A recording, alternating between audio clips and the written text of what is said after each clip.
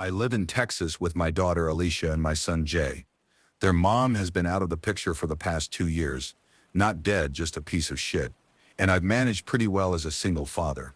The three of us lived in a 2-bedroom in a nice neighborhood. I've got a solid job and the kids are thankfully healthy. Everything was smooth sailing until one night, 2 months ago, during which I was awoken by Jay poking me in the face. He was sobbing violently, though I recognized it as the I'm afraid kind of crying as opposed to the I'm hurt kind of crying, which made me a little less worried. Jay's always been nightmare prone, so I assumed that's what was causing him distress. When I asked him what was wrong though, he said, "The man in the next house is making scary faces at me." I'd heard my fair share of Jay's stories about monsters terrorizing him from the dark corners of his bedroom, but this was something new. I assumed he meant our neighbor's house, and the lack of fantastical elements in his description made me uneasy. It felt too specific to be one of his usual nightmares. I got out of bed and walked with Jay in tow to my kids' room. Alicia was awake in the top bunk. From the soft glow of their nightlight, I could see her crossing her arms and scowling down at her little brother. I didn't turn on any lights to give myself a better view of the outdoors and peered out the bedroom window. Their window had curtains on it, but for once they hadn't been drawn all the way, and there was a small opening between them through which Jay must have looked out. One side of the neighbor's house, the one to our left from the street, was visible from Alicia and Jay's room. There were 2 windows on the neighbor's side of the house, but it was too dark inside to see anything. I recalled from what I'd seen in the daylight that the window on the left, the one closest to the front of the house, was the kitchen. I wasn't sure what the window on the right was, as it always had its curtains drawn. I asked Alicia if she'd seen anything and she shook her head. "He's always having nightmares and crying. I don't want to share a room with him anymore, Dad. I never get any sleep, it's not fair." Of course, hearing that made Jay start crying again, so I let him sleep in my room for the night. He has this TMNT indoor camping tent that he prefers to his actual bed. Honestly, at that point I half suspected his nightmare to be a ploy to get me to let him camp. Anyway, I guess I'm a total pushover because he slept in that tent in my room for the next 2 nights. On the 3rd night I was again woken up, but this time by Alicia, who was standing over me and shaking my arm. That kid hadn't woken me up in the middle of the night for years. When I asked her what was wrong, she said, "The neighbor was making faces at me." Those words and the fear in my daughter's voice really put me on edge. I closed the curtains when I said goodnight. "Did you open them?" "Only a little, but it's 'cause I heard a weird noise." "What did you hear?" Alicia couldn't recall exactly.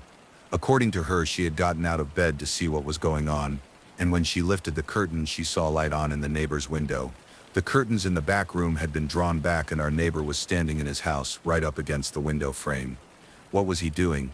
Alicia thought for a moment, and then made an expression I never want to see on my child's face, or anyone else's for that matter ever again.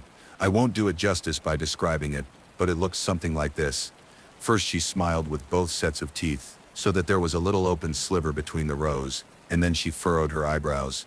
She inclined her head towards me, kind of Kubrick stare-esque, and strained the muscles in her neck. The worst part though was what she did with her hands. She held out her left arm, forearm up, then she clenched her right hand into a fist and moved it back and forth rapidly over her forearm. Poor thing described it as playing the violin, but it seemed pretty obvious to me that my neighbor was pantomiming cutting.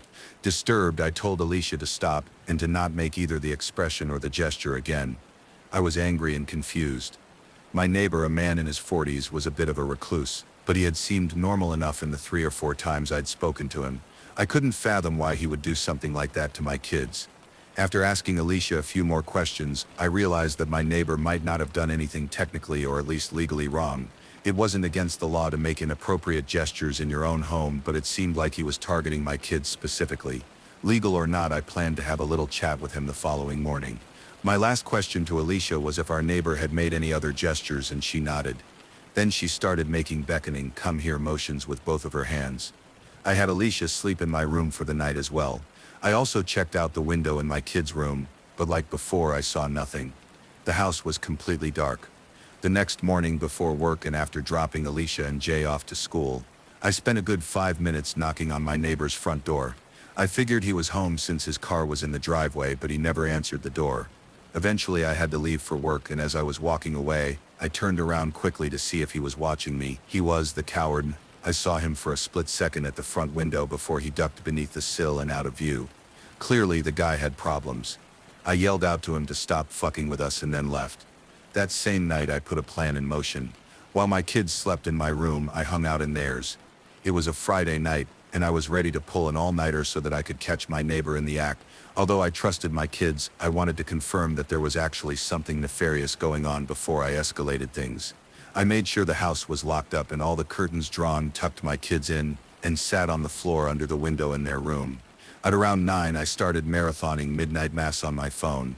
I didn't want to wear headphones and miss any strange sounds, so I kept the volume low and mostly read subtitles. At midnight I started to hear strange sounds. Like Alicia said, it's a bit hard to describe. Best I can do is that it was this low, repeated clicking sound. You know, the check, check sound you make to beckon a horse. It was something like that. All I knew is that the sound was undoubtedly coming from a person. After a few minutes of this, the sound switched to what I think was supposed to be a whistle, but it came out all wrong, like someone sucking breath in through their teeth. The sound was so crisp that the neighbor's window must have been open, which was an unsettling thought, given that there was only around 15 feet of space between our houses. Certain that the neighbor was at his window and that this was my best chance to see him, I stood up and pulled the curtain back in one motion. I saw him right away. There was a dim light on in his room, allowing me to see that horrible expression Alicia had made the night prior. It was one thing to see my child's recreation, but it was far more frightening on an adult. His window was indeed open, and his arms were stuck out into the cold night, violently swiping against each other in a grotesque mimicry of self-harm. When he saw me and realized that he was looking at another grown man and not some poor child, he stopped his erratic motions. His cartoonish grin faded, and another more genuine emotion settled over his features: rage. The man grabbed the window and slammed it shut, then closed the curtains with the same forcefulness. I let my own curtain fall. I was a little shell-shocked, I think. Of course, I was perturbed by the sight of the man, by his face and his movement, and the fact that he'd been doing that for who knows how many nights now in an attempt to frighten my kids. However, another detail stuck out as even more concerning to me, which was the fact that I genuinely wasn't sure if the man I had just seen was my neighbor. I'd seen him so few times in the years I'd lived in that house, and I was having trouble conjuring up his face. I sat on the floor for a minute, my blood thundering in my ears. I definitely had enough evidence at that point to call the cops, right? Just as I was about to pull out my phone, I heard a tremendous smack against the glass of the bedroom window. After a brief hesitation, I pulled the curtain back again. There were no lights on in the neighbor's house, and there was also no one outside from what I could see. I pulled the curtains back a little further and saw a handprint in the top corner of the window pane. It's worth noting that our house is on a raised foundation, and that particular window is very tall, so even though the window is on the first floor, the man outside would have needed an insane vertical to get his hand up there. I pulled out my phone and dialed 911. As I explained the situation to them, I quickly walked around the house to see if I could catch a glimpse of the man. My last stop was my bedroom. Once inside, I locked the doors, and while still on the phone with the operator, I took my handgun out of the safe in my closet. My heart was beating out of my damn chest, but I knew I had to stay calm, even more so when I saw that Alicia was awake and looking out of the tent at me. I reassured her in as few words as I could, whispering that we were okay, but we had to stay very quiet. I sat on the edge of my bed, my firearm ready and my ears straining. My kids' tent was in the corner, and to the left of the tent, in the middle of the wall and directly across from where I sat, was a window. After what felt like an eternity, I saw something. It was a cloudless night, and the moonlight was bright enough that I could see a silhouette through the white curtains. The dark shape was nebulous at first, but became more clear as the man outside stepped closer to the window. Somehow he knew which room we were in. The silhouette didn't move for several minutes, and I remember being thankful that from the angle at which she sat, Alicia couldn't see it. Then something happened that I couldn't entirely wrap my head around. The man stepped back from the glass and raised his arms, making a Y shape with his body and his limbs.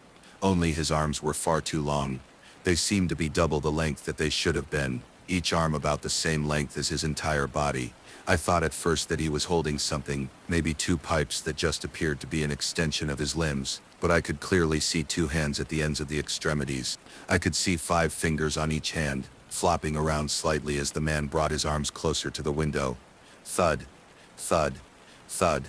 I stood up and readied myself to shoot, but just then the sounds of sirens pierced the quiet night. The man outside banged his hands against the window one last time, and then it was as if someone had sliced his arms at the elbows.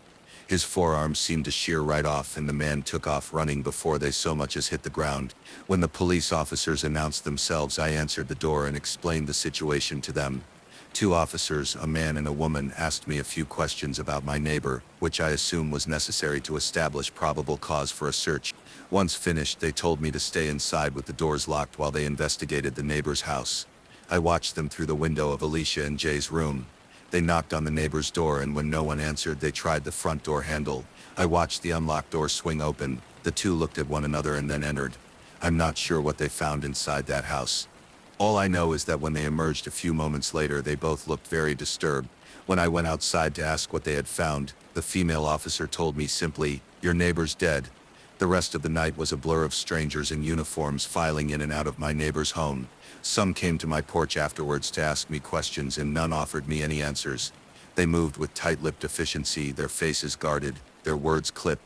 At one point, I wandered to the side of the house and found several people photographing something on the ground outside my bedroom window. Before they could ask me to leave, I made out the gruesome shape of two human arms.